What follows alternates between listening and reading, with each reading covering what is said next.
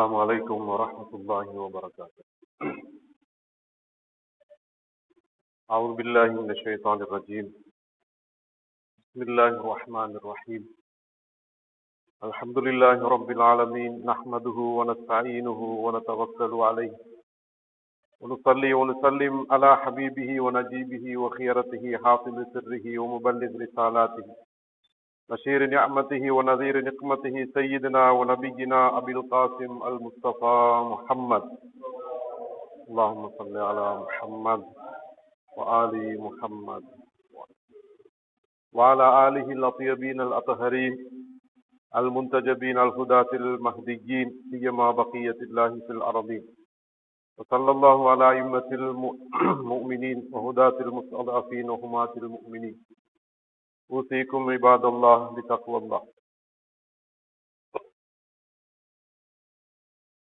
அல்லாஹுவை போற்றி புகழ்ந்து அவனுடைய சாந்தியும் ஸலவாத்தும் கண்மணி நாயகம் ஸல்லல்லாஹு அலைஹி வஆலிஹி வஸல்லம் அன்னவர்கள் மீதும் அன்னவர்களது பரிசுத்த குடும்பத்தினர்கள் அஹ்லுல் பைத்துகள் அனைவர்கள் மீதிலும் உண்டாவதாக என்று வேண்டியதன் பின், இந்த புனித கடமைக்கு சமூகம் அளித்திருக்கக்கூடிய சகோதரர்களே, மூமின்களே, அல்லாஹ்வுடைய சாந்தியும் ஸலவாத்தும் உங்கள் மீதும் உண்டாவதாக. இந்த கடமையில் வலியுறுத்தப்படுகின்ற உபதேசிக்கப்படுகின்ற முக்கியமான அம்சமான தக்வாவை, அல்லாஹ்வுடைய அச்சத்தை கடைபிடித்துக் கொள்ளுமாறு எனக்கும் அப்பால் உங்களுக்கும் வலியுறுத்த விரும்புகின்றேன். தக்வா என்பதுதான் மனிதனுடைய வாழ்க்கைக்கு அர்த்தம் கொடுக்கின்ற ஒரு அம்சமாக இருந்து கொண்டிருக்கின்றது. அல்லாஹ் விதித்த கடமைகளை பேணிக் கொள்வதும் அதனை செய்து கொள்வதும் அவன் தடுத்தவற்றை தவிர்ந்து கொள்வதும் தக்வாவாக இருக்கின்றது. அவனை சகல நேரங்களிலும் கவனத்தில் கொண்டு தன்னுடைய நடத்தையை செயற்பாட்டை அமைத்துக் கொள்வது தக்வாவாக இருந்து கொண்டிருக்கின்றது. எனவே இந்த தக்வாவை நானும் நீங்களும் எங்களுடைய அனைத்து வாழ்க்கையின் கட்டங்களிலும் பேணிக் கொள்வோமாக. அன்பார்ந்த சகோதரர்களே, நாங்கள்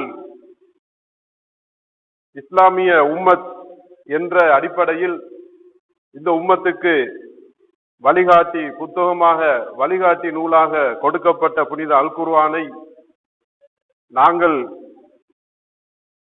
கடைபிடித்து அதனுடைய வழிகாட்டல்களை பின்பற்றி அதன் போதனைகளுக்கு அமைவாக எங்களுடைய நடத்தைகளை நாங்கள் அமைத்துக் கொள்ள கடமைப்பட்டிருக்கின்றோம்.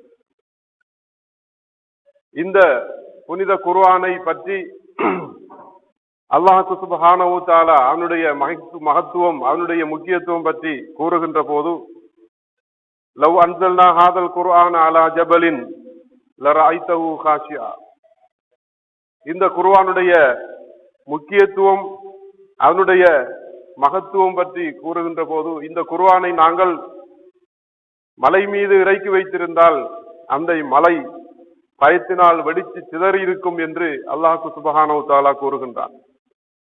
அவ்வாறான செய்திகளை, விடயங்களை உள்ளடக்கி இருக்கின்ற இந்த அல் குர்ஆன் இன்று முஸ்லிம் சமூகத்தின் கவனத்தில் இருந்து இல்லாமல் செய்யப்பட்டு அந்த குர்ஆனிய வாழ்க்கையில் இருந்து முஸ்லிம்கள் மிக வெகு தூரத்தில் வாழ்ந்து கொண்டிருக்கின்றார்கள். அதனுடைய வசனங்கள், அந்த குர்ஆனுடைய திருமறை அத்தியாயங்கள் ஒவ்வொன்றுமே மனிதனுடைய வாழ்க்கையை சீரமைக்கின்ற, மானுட சமூகத்திற்கு வெற்றியை ஈட்டித் தருகின்ற ஒவ்வொரு வசனமாகவும் அத்தியாயமாகவும் இருப்பதை நாங்கள் பார்க்கின்றோம். ஒரு தடவை நாயகம் ஸல்லல்லாஹு அலைஹி வஆலிஹி வஸல்லம் அவர்களுடைய சன்னிதானத்தில் ஒரு நபித்தோழர் வருகை தந்தார். வந்து, நாயகமே, எனக்கு தீனை, இஸ்லாத்தை கற்றுத்தாருங்கள் என்று கேட்டார். அதற்கு நாயகம் ஸல்லல்லாஹு அலைஹி வஆலிஹி வஸல்லம் அவர்கள் தன்னுடைய தோழர் ஒருவரை அழைத்து, இதோ இந்த தோழருடன் உட்கார்ந்து இந்த பள்ளியிலே நீங்கள் பேசிக்கொள்ளுங்கள், அவரோடு நீங்கள் மார்க்க விடயங்களை இருந்து பேசிக்கொள்ளுங்கள், அவர் கற்றுத்தருகின்ற விடயங்களை நீங்கள் கற்றுக்கொள்ளுங்கள் என்று அந்த தோழருக்கு நாயகம் ஸல்லல்லாஹு அலைஹி வஸல்லம் அவர்கள் அறிவுரை கூறினார்கள். அப்போது அந்த இரண்டு தோழர்களும் ஓரிடத்தில் அமர்ந்து புனித இஸ்லாத்தை பற்றி, புனித குர்ஆனை பற்றி, இன்னும் பல விடயங்களை பற்றி பேச தொடங்கினார்கள். மிக நேரம் எடுக்கவில்லை. அந்த இஸ்லாத்தை அறிய வந்த தோழரிடம் இந்த நபித்தோழர் ஏதோ ஒரு விடயத்தை சொல்லிவிட்டார். மிக குறைந்த நேரம் சென்றிருக்கும். அந்த இஸ்லாத்தை அறிய வந்த அந்த மனிதர் எழும்பி பள்ளியை விட்டு சென்று விட்டார். அப்போது அந்த தோழர் நபி அவர்களிடம் வந்து சொன்னார், தீனை கற்றுக்கொள்ள வந்த மனிதர் இதோ மிக நேரம் எடுக்கவில்லை, அவர் சென்று விட்டார் என்று சொன்னார். இதனை கேட்ட நாயகம் ஸல்லல்லாஹு அலைஹி வஸல்லம் அவர்கள், நீங்கள் எதனை அவருக்கு கற்றுக் கொடுத்தீர்கள் என்று கேட்டார்கள். அப்போது அந்த தோழர் சொன்னார், நான் புனிதமிகு அல் குர்ஆனில் இருந்து ஒரே ஒரு சூறாவை மாத்திரம்தான் அவருக்கு கற்றுக் கொடுத்தேன். இதா துல்சிலத்தில் அர்து ஜில்சாலஹா என்கின்ற அந்த சூறாவை மாத்திரம்தான் அவருக்கு கற்றுக் கொடுத்தேன். அதனை கேட்ட அவர் உடனே எழுந்து சென்று விட்டார் என்று சொன்னார். இதனை செவிமடுத்த நாயகம் ஸல்லல்லாஹு அலைஹி வஸல்லம் அவர்கள் கூறினார்கள், ரஜஅ ஃபகீஹன், அந்த மனிதர் ஃபகீஹாக, அறிஞனாக, மார்க்கத்தை விளங்கிய ஒரு மனிதனாக அந்த மனிதன் திரும்பி சென்றிருக்கிறான் என்று சொன்னார்கள். இந்த புனிதமிகு அல் குர்ஆனுடைய ஒரு வசனம் அந்த மனிதனுக்கு போதுமாகிவிட்டது. அதில் இருக்கின்ற அந்த விளக்கங்களும் விடயங்களும் அந்த மனிதனுக்கு போதுமாகி விட்டது என்ற அளவுக்கு அந்த மனிதன் அந்த புனிதமிகு அல் குர்ஆனில் இருந்து பாடத்தை கற்றுக்கொண்டான் என்று நாயகம் ஸல்லல்லாஹு அலைஹி வஸல்லம் அவர்கள் கூறினார்கள். எனவேதான் புனிதமிகு அல் குர்ஆன் என்பது அதனுடைய ஒவ்வொரு வசனமும் வாக்கியமும் அதனுடைய அத்தியாயமும் மிகவும் மனிதனுடைய மனங்களை தாக்கம் செலுத்தக்கூடியது, அந்த மனங்களிலே மிகவும் தாக்கத்தை செலுத்தக்கூடியதாக இருக்கிறது என்பதை நாங்கள் பார்க்கின்றோம். இதனால் தான் எங்களுடைய சமூகம் குர்ஆனை பற்றி கூடுதலாக கவனம் செலுத்த வேண்டிய ஒரு நிலைப்பாட்டிலே இருந்து கொண்டிருக்கின்றது. எங்களை பற்றி அறிந்து கொள்ள விரும்புகின்றவர்களுக்கு பொதுவாக நாங்கள் பின்பற்றுகின்ற கொள்கை கோட்பாடுகள் என்ன, நம்பிக்கைகள் என்ன என்ற விடயங்களை ஒரு கணம் நாங்கள் சொல்ல கடமைப்பட்டிருக்கின்றோம். அதனை நாங்கள் தெரிந்து கொள்ளவும் கடமைப்பட்டிருக்கின்றோம். இதனால்தான் இஸ்லாமிய சமூகத்தில் இரண்டு பிரதான பிரிவுகளாக இருக்கின்ற சுன்னத் வல் ஜமாத் சமூகத்தினர், அதே போன்று ஷியா அஹ்லுல் பைத்துகளை பின்பற்றுகின்ற சமூகத்தினர் என்று இரு பிரிவினர்கள் இருக்கின்றார்கள். இந்த ஷியாக்கள் என்று சொல்லப்படுகின்ற இந்த அஹ்லுல் பைத்துகளை பின்பற்றுகின்ற சமூகம் அவர்களுக்கென்று தனித்துவமான கொள்கை கோட்பாடுகளை, நம்பிக்கைகளை கொண்டிருக்கின்றது. அந்த நம்பிக்கைகளை மிகவும் சுருக்கமாக நாங்கள் சொல்வதாக இருந்தால், அவர்கள் மார்க்கத்தின் ஈமானின் அடிப்படைகள் என்று உசூலுத்தீன் என்று 5 விடயங்களை நம்பிக்கை கொள்கிறார்கள். அதில் முதலாவது அல்லாஹ்வுடைய ஏகத்துவம் என்று சொல்லப்படுகின்ற ஓரிரை கோட்பாடு, கொள்கை, தௌஹீத் என்று நாங்கள் அதனை அழைக்கின்றோம். இரண்டாவது அல்லாஹ்வுடைய நீதித்தன்மை, அதாலத் என்கின்ற விடயம் காணப்படுகின்றது. மூன்றாவது ஈமானி அம்சம், அல்லாஹ்வுடைய இந்த மானிட சமூகத்தை வழிநடாத்துகின்ற அடிப்படையில் அனுப்பப்படுகின்ற நபிமார்கள், அவர்களுக்கு கொடுக்கப்படுகின்ற நுபுவத் என்ற விடயம் காணப்படுகின்றது. மூன்றாவது அந்த நுபுவத்தின் தொடரிலே மனித சமூகத்தை வழிநடாத்த இறைவனால் நியமிக்கப்பட்ட 12 இமாம்களுடைய இமாமத் விலாயத் காணப்படுகின்றது. அதற்கு அப்பால் இறுதியாக 5வது விடயமாக மஆத், கியாமத் என்கின்ற விடயம் இருக்கின்றது. மனிதனுடைய வாழ்வு இந்த உலகோடு மாத்திரம் முற்று பெறாமல் அவனுக்கென்று சித்தப்படுத்தப்பட்ட ஒரு மறுமை வாழ்க்கை இருக்கிறது, நரகம் சுவர்க்கம் இருக்கிறது என்பதை பற்றியெல்லாம் அவன் நம்பிக்கை கொண்டிருக்க வேண்டும் என்ற அடிப்படையில் இந்த கியாமத் மஆத் விடயம் காணப்படுகின்றது. இதற்கு அப்பால் ஃபுரூத்தீன் என்று சொல்லப்படுகின்ற மார்க்கத்தின் கிளை அம்சங்கள் என்று நாங்கள் அவற்றை பார்க்கின்ற போது அஹ்லுல் பைத் சித்தாந்தத்திலே பல விடயங்கள் இந்த ஃபுரூத்தீன் என்று சொல்லப்படுகின்ற அந்த வட்டத்திற்குள் வருகின்றன. தொழுகை, நோன்பு, ஜக்காத்து, ஹஜ்ஜி, ஹும்ஸ், அதே போன்று ஜிஹாத் என்று சொல்லப்படுகின்ற அம்சம், நன்மையை ஏவி தீமையை தடுத்தல், அதே போன்று மார்க்க விடயத்தில் தவல்லி தபர்ரி என்று சொல்லப்படுகின்ற அம்சங்கள், இவைகள் ஃபுரூத்தீன் என்று சொல்லப்படுகின்ற அந்த மார்க்கத்தின் கிளை அம்சங்களுக்குள் இருக்கின்றன. எனவே இவைதான் அஹ்லுல் பைத்தை பின்பற்றுகின்ற ஷியா சமூகத்தின் உசூலுத்தீன், அவர்களுடைய ஈமானின் அடிப்படைகளும் இஸ்லாத்தின் அல்லது தீனின் கிளை அம்சங்களும் என்று சொல்லப்படுகின்ற அந்த ஃபுரூத்தீன்களும் காணப்படுகின்றன. இந்த மிக விரிந்த இந்த விடயங்களை நாங்கள் ஒவ்வொன்றாக நாங்கள் அறிந்து கொள்ள, தெரிந்து கொள்ள நாங்கள் கடமைப்பட்டிருக்கின்றோம். இந்த விடயத்தில் ஒன்றுதான் நாங்கள் நபித்துவத்தை நம்புவது, அந்த நபிக்கு கொடுக்கப்பட்ட புனிதமிகு வேதத்தை, குர்ஆனை நம்புவது என்ற அம்சமாக இருக்கின்றது. இதனால் தான் இந்த குர்ஆனை பற்றிய தெளிவு, இந்த குர்ஆனை பற்றி ஷியா சமூகம் எவ்வாறான நம்பிக்கை கொண்டிருக்கிறது என்பதை நாங்கள் மிகவும் தெள்ளத் தெளிவாக அறிந்து கொள்ள கடமைப்பட்டிருக்கின்றோம். இந்த குர்ஆனை பற்றிய நம்பிக்கையில் இது இறுதி தூதர் முஹம்மது நபி ஸல்லல்லாஹு அலைஹி வஸல்லம் அவர்கள் இந்த மனித சமூகத்துக்கு இறுதியாக அனுப்பப்பட்ட இறுதி தூதர்.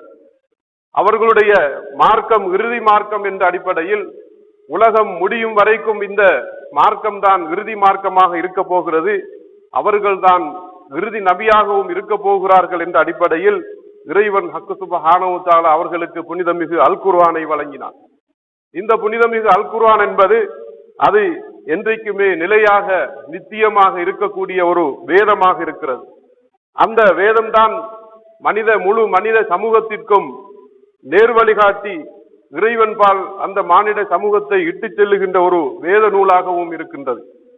இந்த வேதம்தான் அந்த நபி அவர்களுடைய நுபுவத்தின் மூஜிசாவாக அவர்களுக்கு கொடுக்கப்பட்ட அற்புதமாகவும் இந்த புனிதமிகு அல் குர்ஆன் திகழ்கின்றது. ஒவ்வொரு நபிக்கும் இறைவன் அவர்களுக்கென்று தனித்துவமான சில மூஜிசாத்துகளை கொடுத்தான்.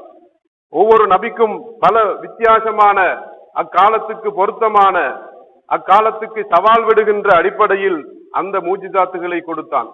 இறை தூதர் ஸல்லல்லாஹு அலைஹி வஸல்லம் அவர்களுக்கு கொடுக்கப்பட்ட மூஜிசா அக்காலத்துக்கு பொருத்தமான ஒரு மூஜிசா, அற்புதமாக இருப்பதுதான் அந்த புனிதமிகு அல் குர்ஆன். எனவே முழு மானிட சமூகத்திற்கும் இந்த புனிதமிகு அல் குர்ஆன், அதனுடைய ஒவ்வொரு வாக்கியமும் வசனமும், அதனுடைய சூறாக்களும் அத்தியாயங்களும், அதன் போதிக்கின்ற போதனைகள் ஒவ்வொன்றுமே மூஜிசாவாக இருந்து கொண்டிருக்கின்றது. இந்த புனித வேதத்தை நோக்கித்தான் எங்களுடைய வழிகாட்டிகள் அஹ்லுல் பைத்துகள் எங்களை அழைத்திருக்கிறார்கள். உங்களை, ஓ மானிட சமூகமே, முஸ்லிம்களே, நீங்கள் இரண்டு விடயங்களை இறுக்கமாக பற்றி பிடித்துக் கொண்டால் நீங்கள் ஒருபோதும் வழி தவற மாட்டீர்கள். புனிதமிகு அல் குர்ஆன், இரண்டாவது என்னுடைய அஹ்லுல் பைத்துகள், குடும்பத்தினர் என்று நாயகம் ஸல்லல்லாஹு அலைஹி வஸல்லம் அவர்கள் அருளிய அந்த போதனை ஹதீஸ் எங்களுக்கு இந்த குர்ஆனுடைய முக்கியத்துவத்தை எங்களுக்கு வலியுறுத்துகின்றது. இதனால் இந்த குர்ஆனை இன்று ஷியா சமூகம் அவர்களுடைய வேத நூலாக அதனை பற்றி பிடித்து, அதனை முழுக்க இறுக்கமாக அதனுடைய போதனைகளுக்கு அடிபணிந்து கட்டுப்பட்டு நடக்கின்ற ஒரு வேத நூலாக அதனை அவர்கள் பார்க்கிறார்கள். அதற்கு முக்கியத்துவம் கொடுக்கிறார்கள், அதற்கு மகிமை கொடுக்கிறார்கள், அதனை உயரிய இடத்தில் வைத்து பாதுகாக்கிறார்கள்.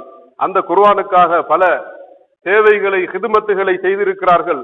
இன்று அந்த குர்ஆனுடைய செயற்பாட்டு, அதாவது நடத்தை ரீதியாக அந்த குர்ஆனை அவர்கள் பின்பற்றுகின்றார்கள். அவர்களுடைய வாழ்க்கையிலே அந்த குர்ஆன் அவர்களுடைய செயற்பாட்டிலே இருக்கின்றது. வாயில் மாத்திரமல்லாமல் அவர்களுடைய செயலில் இன்று அந்த குர்ஆன் இருந்து கொண்டிருப்பதை நாங்கள் பார்க்கின்றோம். எனவே இந்த குர்ஆனை இந்த சமூகம் இறுக்கமாக பற்றி பிடித்து வாழுகின்ற நேரத்தில் இந்த குர்ஆனை பற்றிய தவறான அபிப்பிராயங்களை அதாவது காழ்ப்புணர்ச்சி உள்ள சிலர்கள் அந்த சமூகத்துக்கு எதிராக இட்டுக்கட்டி அவர்கள் குர்ஆனை வேறு விதமாக நம்பிக்கை கொண்டிருக்கிறார்கள்.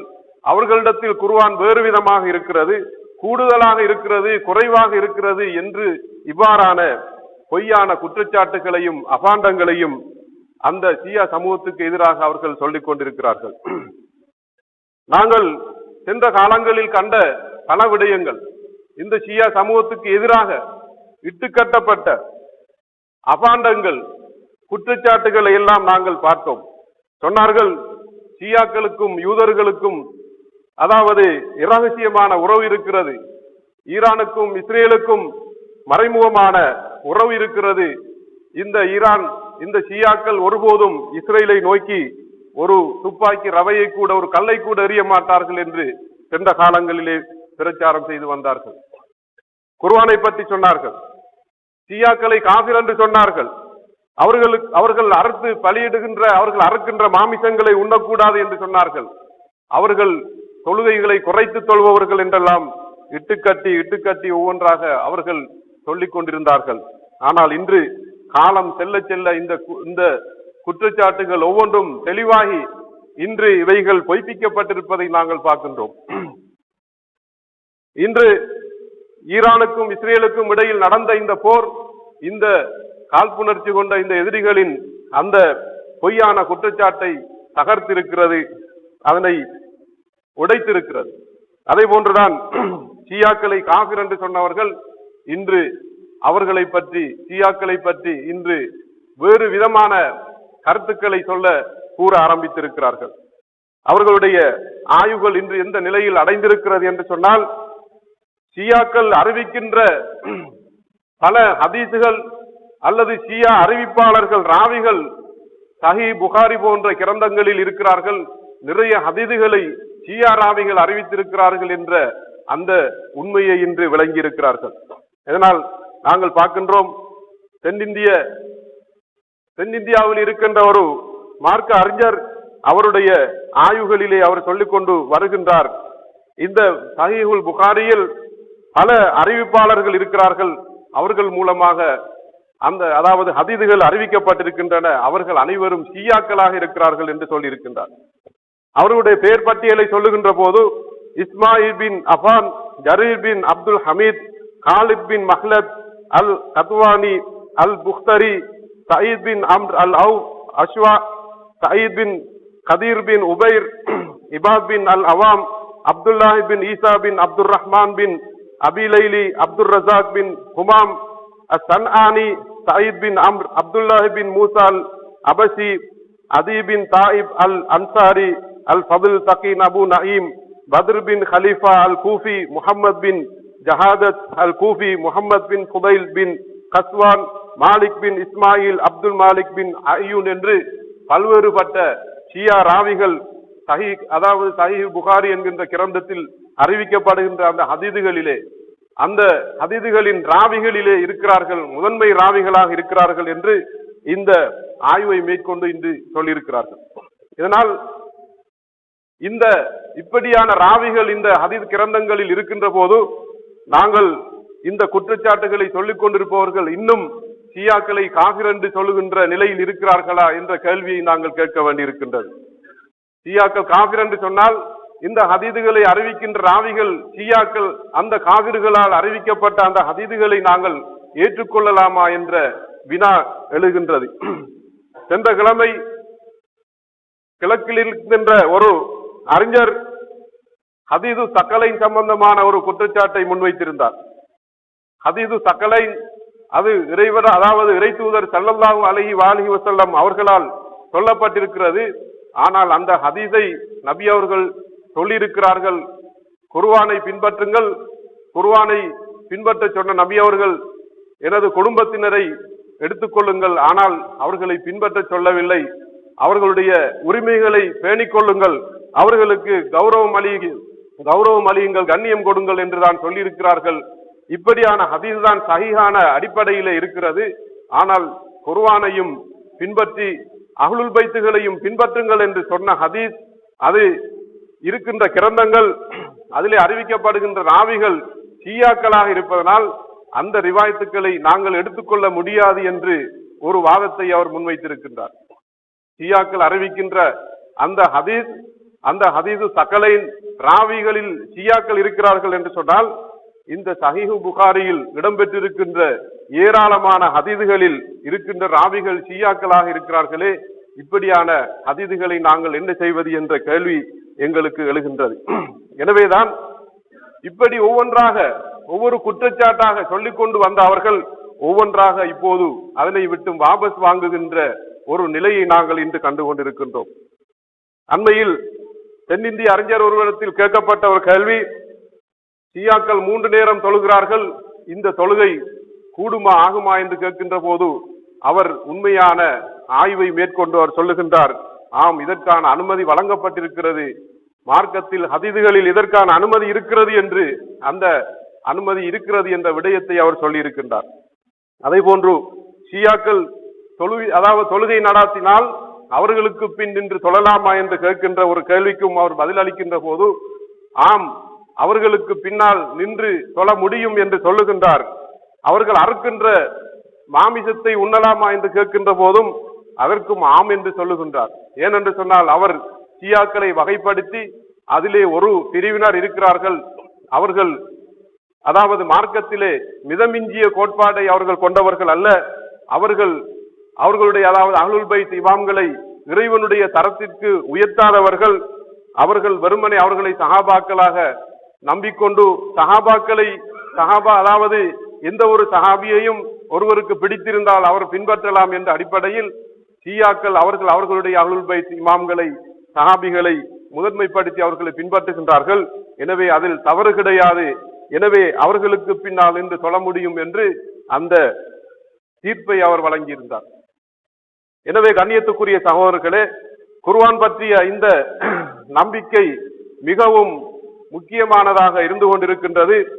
நாங்கள் இந்த குர்ஆனை பற்றி சொல்லப்படுகின்ற குற்றச்சாட்டுகளையும் நாங்கள் ஏற்க முடியாது, அவற்றை நாங்கள் நிராகரிக்கின்ற அதே நேரத்தில் அதற்காக முன்வைக்கப்படுகின்ற தெளிவுகளையும் விளக்கங்களையும் நாங்கள் அறிந்து வைத்திருப்பதும் அவசியமாக இருந்து கொண்டிருக்கின்றது. புனிதமிகு அல் குர்ஆன் முழு முஸ்லிம் சமூகத்தின் ஒரு மூல நூலாக இருக்கின்றது, ஒரு சட்ட நூலாக இருக்கின்றது, ஒரு வழிகாட்டி புத்தகமாக இருக்கின்றது, ஒரு அரசியல் சாசனமாக இருக்கின்றது, ஒரு வழிபாட்டு கையேடாக இருக்கின்றது. பள்ளி வாயில்களில் வீடுகளில் போர் முனைகளில் இந்த குர்ஆனே முஸ்லிம்களின் கைகளில் இருக்கின்றது. இதன் மீது சத்தியம் செய்கின்றார்கள். இந்த குர்ஆனின் வசனங்களை அத்தியாயங்களை வேதங்கள் அதாவது வைத்துக் கொண்டு அதற்காக வாதமிட்டு அந்த வாதங்களுக்கு ஆதாரமாக இந்த குர்ஆன் வசனங்களை அவர்கள் பயன்படுத்துகின்றார்கள், கூறுகின்றார்கள். இஸ்லாத்தை கற்பதற்கென்று ஒருவர் வருகின்ற போது புனித அல் குர்ஆனை கொடுக்கிறார்கள். பெண்களுக்கு மகராக கூட குர்ஆனை கற்பித்தல் என்ற ஒரு விடயம் வரலாற்றிலே இருந்து வந்திருக்கின்றது. அதே போன்று இஸ்லாமிய ஆரம்ப காலத்தில் குர்ஆனை தவிர வேறு எந்த நூலும் முஸ்லிம்களிடத்தில் இருக்கவில்லை. அதனால் அதனையே ஓதுதல், அதனையே மனனமிடுதல், அதனையே கற்பித்தல் போன்ற அனைத்து விடயங்களுக்கும் அவர்கள் பாவித்து வந்திருக்கிறார்கள். ஒருவருக்கு மரியாதை செய்வதாக இருந்தால் அவர் எந்த அளவுக்கு குர்ஆனை அவர் கற்றிருக்கிறார், அதனை மனனம் விட்டிருக்கிறார் என்று பார்த்து அவருக்கு மரியாதை கொடுத்து வந்திருக்கிறார்கள். அதே போன்றுதான் குர்ஆனை மனனம் செய்கின்ற விடயத்தில் ஆயிரக்கணக்கான நூற்றுக்கணக்கான ஹாஃபிதுகளை இஸ்லாம் வளர்த்து வந்திருக்கிறது. ஆரம்பத்தில் எத்தனையோ ஹாஃபிதுகள் பல யுத்தங்களில் கொல்லப்பட்ட வரலாறு அந்த வரலாற்றை நாங்கள் பார்க்கின்றோம். அதே போன்று நாயகம் ஸல்லல்லாஹு அலைஹி வஸல்லம் அவர்கள் இந்த புனிதமிகு அல் குர்ஆன் இறங்கப்பட்டு கொண்டிருக்கின்ற வேளையிலே அதனை எழுதுவதற்காக சுமார் 43 குத்தாபுல் வஹி என்று சொல்லப்படுகின்ற நபித்தோழர்களை பணித்திருந்தார்கள் என்று நாங்கள் பார்க்கின்றோம். எனவே இவ்வாறு ஒரு சமூகத்தின் முழு மூச்சாக அந்த சமூகம் அந்த நூலிலே மையப்படுத்தப்பட்டு வாழுகின்ற ஒரு நூலாக இருக்கின்ற போது இந்த நூலை எவராலும் திரிவுபடுத்த முடியாது, அதிலே கூட்டல் குறைத்தலை செய்ய முடியாது என்பது மிகவும் உறுதியான ஆணித்தரமான நம்பிக்கையாக இருந்து கொண்டிருக்கின்றது. இதனைத்தான் ஷியா சமூகமும் இந்த நம்பிக்கையில் தான் இருக்கின்றது. அந்த புனிதமிகு அல் குர்ஆனில் ஒரு வசனத்தையோ ஒரு சொல்லையோ ஒரு அத்தியாயத்தையோ எந்த வகையிலும் மாற்ற முடியாது என்பது இந்த சமூகத்தின் நம்பிக்கையாக இருந்து கொண்டிருக்கின்றது. பிஸ்மில்லாஹிர் ரஹ்மானிர் ரஹீம். இதா ஜாஅ நஸ்ருல்லாஹி வல் ஃபத்ஹ் வரஅய்த அன்-நாஸ யதுகுலூன ஃபீ தீனில்லாஹி அஃப்வாஜா ஃபஸப்பிஹ் பிஹம்தி ரப்பிக வஸ்தக்ஃபிர்ஹு இன்னஹு கான தவ்வாபா. ஸதகல்லாஹுல் அலிய்யுல் அஸீம்.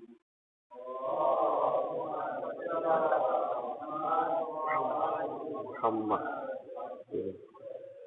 اللهم صل على محمد علي محمد اللهم صل على محمد.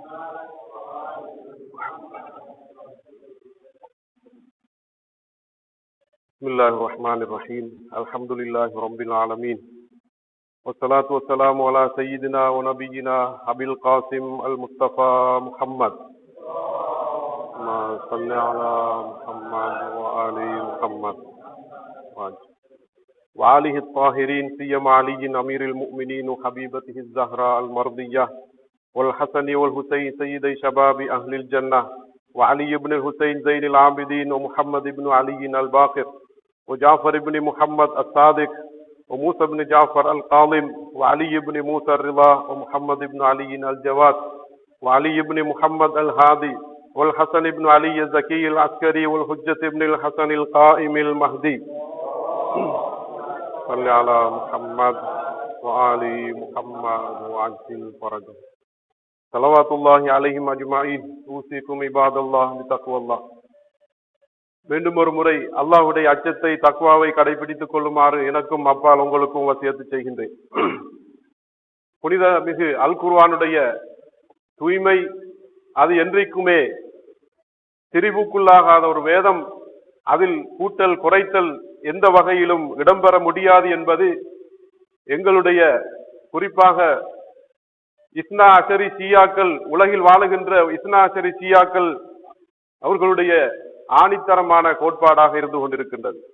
இதற்காக முன்வைக்கப்படுகின்ற சில ஆதாரங்களை, சில அதாவது சொல்லப்படுகின்ற சில நியாயப்பாடுகளை இங்கு சுருக்கமாக நான் உங்களோடு பகிர்ந்து கொள்ள விரும்புகின்றேன். முதலாவது, நாங்கள் அறிவுபூர்வமாக எடுத்துக்கொள்ள கூடிய ஒரு விடயம்தான், நாங்கள் அல்லாஹ் சுப்ஹானஹு தஆலாவை காலிக்காக ஹக்கீமாக நாங்கள் ஏற்றுக்கொண்டிருக்கிறோம். அல்லாஹ் எங்களை படைத்திருக்கிறான் என்பதில் எந்த ஐயப்பாடும் எங்களுக்கு கிடையாது. அந்த படைத்த அந்த ஹக்கீம் அவன் ஒரு நுண்ணறிவு உள்ளவன், ஞானம் உள்ளவன், எதனையும் வீணாக படைக்க மாட்டான் என்ற நம்பிக்கை எங்களுக்கு இருக்கின்றது. இந்த அடிப்படையில் மனித சமூகத்தை படைத்ததிலே, அவர்களை படைத்து இந்த உலகத்தில் அவர்களை வாழ வைத்ததில் அவனுக்கு ஒரு இலக்கு, நோக்கு, ஒரு இலட்சியம் இருக்கிறது. அந்த இலட்சியம் இந்த மனிதர்களை அவனுக்கு உகப்பான மனிதர்களாக மர்மை என்கின்ற ஒரு வாழ்வை நோக்கி அவர்களை வழிகாட்டி அங்கு அவர்கள் சந்தோஷமாக நிம்மதியாக அவனுடைய திருப்தியை பெற்றவர்களாக வாழ வேண்டும் என்பது. அதே நேரத்தில் இந்த உலகில் வாழுகின்ற போது அவர்கள் மனிதர்களாக, மனித குணங்களை கொண்டவர்களாக, பரிபூர்ண அதாவது பண்பாடுகளில் பரிபூர்ணம் பெற்றவர்களாக அவர்கள் வாழ வேண்டும் என்ற இலக்கை இறைவன் இந்த மனிதனை படைத்ததிலே கொண்டிருக்கின்றான். எனவே இந்த மனிதர்களை அவ்வாறான ஒரு வாழ்க்கையை நோக்கி வழிகாட்ட வேணுமாக இருந்தால் நிச்சயமாக நபிமார்களை, வழிகாட்டிகளை அனுப்ப வேண்டிய ஒரு தேவைப்பாடு இறைவனுக்கு இருக்கிறது. அந்த அவசியப்பாட்டின் காரணமாக இறைவன் நபிமார்களை இந்த உலகுக்கு அனுப்புகின்றான். அவர்களுக்கு ஒவ்வொருத்தருக்கும் அவர்களுடைய கைகளிலே இந்த மனிதர்களை வழிநடாத்துவதற்கான கட்டளைகளை, வேதங்களை கொடுக்கின்றான். அந்த நபிமார்கள் அவர்கள் இந்த மானிட சமூகத்தை பயிற்றுவித்து, போதித்து, பக்குவப்படுத்தி அவர்களை அந்த மனித புனிதர்களாக வாழ வைக்க வேண்டும் என்ற அடிப்படையில் இந்த கட்டளைகளை, வேதங்களை இறைவன் பாலிலிருந்து அவர்கள் பெற்றுக் கொள்கிறார்கள். இவ்வாறு அனுப்பப்பட்ட அந்த நபிமார்களின் வரிசையிலே இறுதியாக வந்தவர் இறை தூதர் ஸல்லல்லாஹு அலைஹி வஸல்லம் அவர்களாக இருக்கிறார்கள். அவர்கள் இறுதி தூதர். அவர்கள் கொண்டு வந்த மார்க்கம் இறுதி மார்க்கம். அது கியாம நாள் வரைக்கும் அதுதான் மார்க்கம் என்ற அடிப்படையில் அவர்கள் கொண்டு வந்த அந்த வேத நூல் இன்றைக்கும் நிலையாக இருக்க வேண்டும். அது என்றுமே திரிவு, கூட்டல், குறைத்தல், கையாடல்கள் எதிலும் இருந்து பாதுகாப்பு பெற்றதாக இருந்தால்தான் இறைவனுடைய அந்த எதிர்பார்ப்பு நிறைவேறும் என்ற அடிப்படையில் இது அறிவுபூர்வமாக சிந்திக்கின்ற போதும் இவ்வாறான ஒரு அவசியப்பாடு இருக்கிறது என்பதை நாங்கள் அறிந்து கொள்ள முடியும். இரண்டாவது, அல்லாஹ் சுப்ஹானஹு தஆலா இந்த வேதத்தை பாதுகாப்போம் என்ற அந்த உத்தரவாதத்தை அவன் வழங்கி இருக்கின்றான். இன்னா நஹ்னு நஸ்ஸல்னா ஸிக்ர வ இன்னா லஹு லஹாஃபிதூன். நாங்களே இதனை இறக்கி வைத்தோம், நாங்களே இதனை பாதுகாப்போம் என்று உறுதிப்பட இறைவன் சொல்லி இருக்கின்றான். இன்னா நஹ்னு நஸ்ஸல்னா ஸிக்ர, இன்னா என்கின்ற இந்த வார்த்தை பிரயோகம், லஹாஃபிதூன் என்கின்ற அந்த வார்த்தை பிரயோகம் எல்லாம் இந்த உறுதிப்பாட்டை எங்களுக்கு உணர்த்துவதாக இருக்கின்றது. எனவே இறைவன் அதனை வழங்கியவன், அவனை இறக்கி வைத்தவன், அதனை அவன் பாதுகாக்கின்ற அந்த உத்தரவாதத்தை தந்திருக்கிறான் என்று சொன்னால், இன்னல்லாஹ லா யுக்லிஃபுல் மீஆத், அவன் நிச்சயமாக அவனுடைய வாக்குறுதிக்கு மாறு செய்வதில்லை என்ற அடுத்த அவனுடைய அந்த வேத வாக்கின் அடிப்படையிலே நிச்சயமாக இந்த குர்ஆனை பாதுகாக்கின்ற பொறுப்பை அவன் கையிலே கொண்டிருக்கின்றான். எனவே புனிதமிகு அல் குர்ஆனிலும் அதே போன்று ஹதீதுகளிலும் இதற்கான ஆதாரங்கள் மிகவும் தெளிவாக சொல்லப்பட்டிருக்கிறது. புனித ஹதீது சக்கலைன் இந்த குர்ஆனை பாதுகாப்பதற்காக சொல்லப்பட்டிருக்கின்ற ஒரு ஹதீதாகவும் நாங்கள் எடுத்துக்கொள்ள கூடியதாக இருக்கிறது. நான் உங்கள் மத்தியில் 2 விடயங்களை விட்டு செல்கின்றேன். இன்னி தாரிகுன் ஃபீக்கும் சக்கலைன் கிதாபுல்லாஹ், அல்லாஹ்வுடைய வேதத்தை நான் உங்களுக்கு விட்டு செல்கிறேன். கிதாப் என்று சொல்வது ஒரு எழுதப்பட்டு அது ஒரு புத்தக வடிவிலே ஒன்று சேர்க்கப்பட்ட ஒன்றைத்தான் கிதாப் என்று சொல்லுவார்கள்.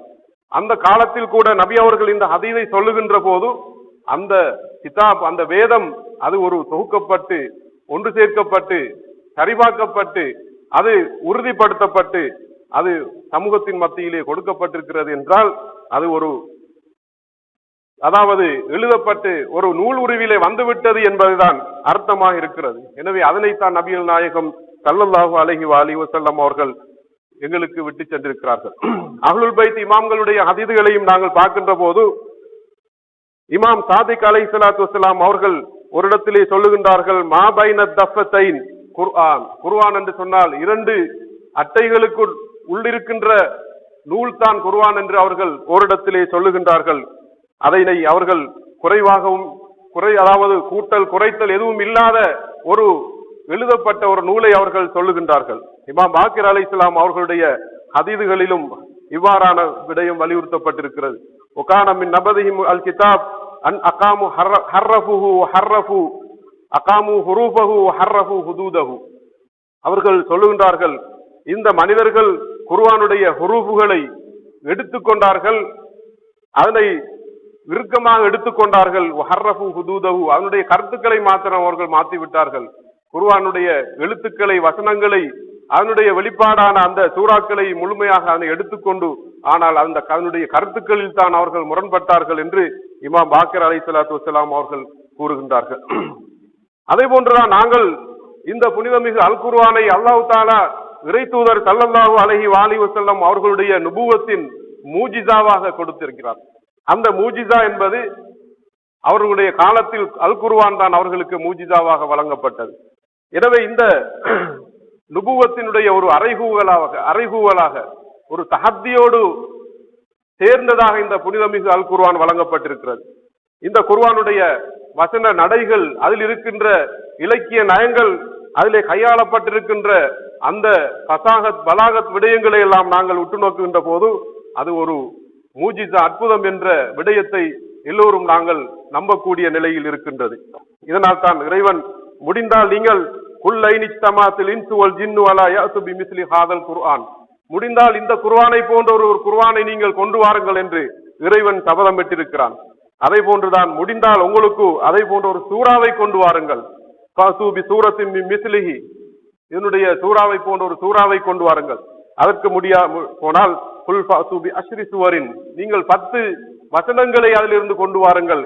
அதற்கு முடியாவிட்டால் ஒரு வசனத்தை கூட உங்களால் கொண்டு வர முடியுமா என்று இறைவன் சபதம் விட்டிருக்கின்றான். எனவே இவ்வாறு சபதம் உட்படுத்தப்பட்ட அந்த தஹத்தியோடு பிணைக்கப்பட்ட இந்த மூஜிசா என்பது, அதிலே நாங்கள் கூட்டல் குறைத்தல் இடம்பெறும் என்ற ஒரு விடயத்தை நாங்கள் எடுத்துக்கொண்டால், கூட்டுவதற்கான தேவை எதற்காக இடம்பெறுகிறது, குறைப்பதற்கான தேவை எதற்காக இடம்பெறுகிறது? ஒரு வசனத்தை கூட்டுவதாக இருந்தால் அந்த கூட்டப்படுகின்ற வசனம் ஏழவை இருக்கின்ற வசனங்களை போன்று ஒரு பரிபூர்ணமான வசனமாக இருக்கலாம், அல்லது அதனை குறைக்கின்ற அடிப்படையிலே நாங்கள் எதையும் செய்வோமாக இருந்தால் அதிலே ஏதோ ஒரு குறை இருக்கலாம். நாங்கள் கூட்டுகின்ற வசனம், அதனோடு இணைக்கின்ற வசனம் அதை போன்ற ஒரு வசனம் என்று சொன்னால் அவ்வாறான ஒரு எந்த தேவையும் கிடையாது. அல்லாஹ் தஆலா அவைகளை மொத்தமாக இறக்கிவிட்டு இதுதான் மூஜிசா, இதை போல ஒன்றை நீங்கள் கொண்டு வாருங்கள் என்று சபதமிடுகின்றான் என்றால் அதற்கு ஒரு மேலதிகமான ஒரு வசனத்தை யாரும் சேர்க்கவோ அதிலிருந்து ஒன்றை குறைக்கவோ முடியாது என்பதுதான் என்னுடைய சவாலாக, அதனுடைய தஹத்தியாக இருக்கிறது என்பதை நாங்கள் அறிந்து கொள்ள முடியும். கண்ணியத்துக்குரிய சகோதரர்களே, அதே போன்றுதான் ஷியா உலமாக்கள் அறிஞர்களுடைய கூற்றுக்களை நாங்கள் பார்க்கின்ற போது, ஷேக் சதூக் என்று சொல்லப்படுகின்ற ஷியா அறிஞர் அவர் சொல்லுகின்றார், ஈத்திகாதுனா அன்னல் குர்ஆன் அல்லதி அன்ஸலல்லாஹு தஆலா அலா நபிஹி முஹம்மத் வஹுவ மா பைன தஃபத்தைன் வஹுவ மா ஃபீ ஐதின் நாஸ் லைஸ பி அக்ஸர் மின் ذلك ومن نسب இலைனா அன்னா நகுல் இன்னஹு அக்ஸர மின் ذلك ஃபஹுவ காதிபுன். அவர்கள் கூறுகின்றார்கள், எங்களுடைய குர்ஆன் பற்றிய நம்பிக்கை என்பது இதுதான் நாயகம் ஸல்லல்லாஹு அலைஹி வஸல்லம் அவர்கள் மீது இறக்கி அருளப்பட்ட வேதமாக இருக்கின்றது.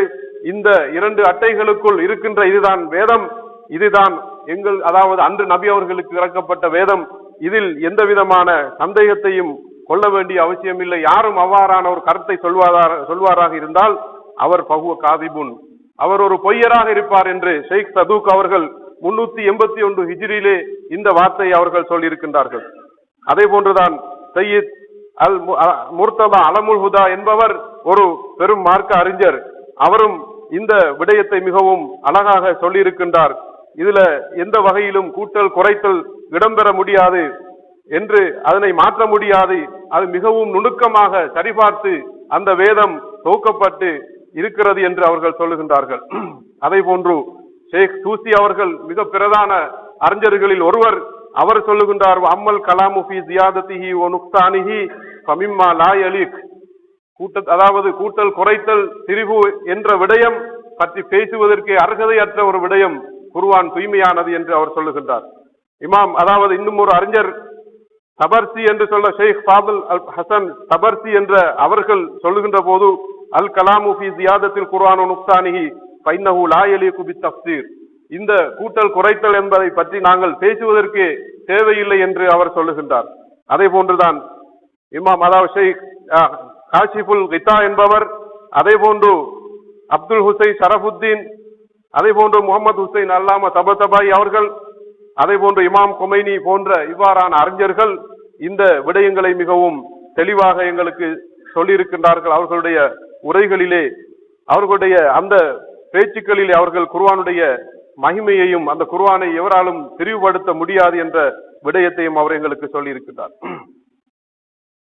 இறுதியாக இந்த கொத்துபாவிலே சில பலவீனமான அறிவிப்புகளை வைத்துக் கொண்டு சிலர் குர்ஆன் மாறுபட்டிருக்கிறது, குர்ஆன் திரிவுக்குள்ளாய் இருக்கிறது, ஷியாக்கள் அவ்வாறு நம்புகிறார்கள் என்ற ஒரு குற்றச்சாட்டை முன்வைக்கிறார்கள்.